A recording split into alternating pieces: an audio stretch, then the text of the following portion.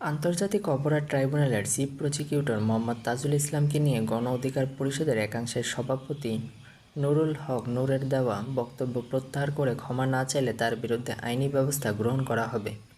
বৃহস্পতিবার রাতে ট্রাইব্যুনালের প্রশাসনিক কর্মকর্তা মাসুদ রানার পাঠানো এক প্রেস বিজ্ঞপ্তিতে এ তথ্য জানানো হয়েছে।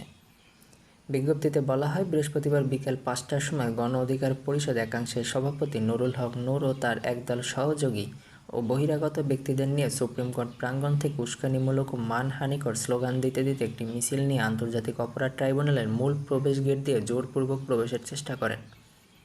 পরে ট্রাইব্যুনালের নিরাপত্তায় নিয়োজিত আইনশৃঙ্খলা বাহিনীর সদস্যদের বাধার মুখে ট্রাইব্যুনাল ঢুকতে না পেরে নুরুল হক নূর তার দলীয় কর্মীদের নিয়ে ট্রাইব্যুনালের গেটে একটি সংবাদ সম্মেলন করেন, যেখানে তিনি আন্তর্জাতিক অপরাধ ট্রাইব্যুনালের চিফ প্রসিকিউটর মোহাম্মদ তাজুল ইসলামের বিরুদ্ধে আওয়ামী লীগ ও জাতীয় পার্টির সঙ্গে বৈঠকের ভিত্তিহীন, বানোয়াট, অসত্য ও উস্কানিমূলক কিছু অভিযোগ গণমাধ্যমে প্রকাশ করেছেন।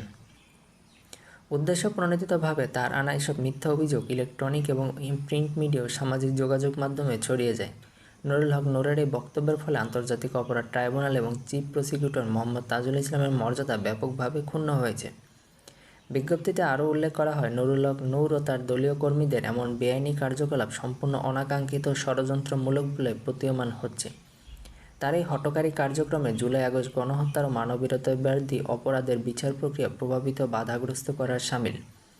আন্তর্জাতিক অপরাধ ট্রাইব্যুনালের চিফ প্রসিকিউটর কার্যালয়ের পক্ষ থেকে নুরুল হক নূর ও তার দলীয় কর্মীদের এই বেআইনি ও ষড়যন্ত্রমূলক কাজের তীব্র নিন্দা ও প্রতিবাদ জানানো হচ্ছে। জুলাই বিপ্লবের মধ্য দিয়ে অর্জিত নতুন এই বাংলাদেশে ২ সহস্রাধিক হত্যা, অর্ধলক্ষ ভাই বোনের নির্যাতনের বিচার প্রক্রিয়ার জন্য পুনর্গঠিত আন্তর্জাতিক অপরাধ ট্রাইব্যুনাল ও চিফ প্রসিকিউটর সম্পর্কে ব্যক্তির স্বার্থে এমন কার্যক্রম অনভিপ্রেত ও অগ্রহণযোগ্য। নুরুল হক নূর তার এই ভিত্তিহীন, অসত্য ও দূরসন্ধিমূলক বক্তব্য প্রত্যাহার করে ক্ষমা না চাইলে তার বিরুদ্ধে যথাযথ আইনি ব্যবস্থা গ্রহণ করা হবে বলে বিজ্ঞপ্তিতে বলা হয়।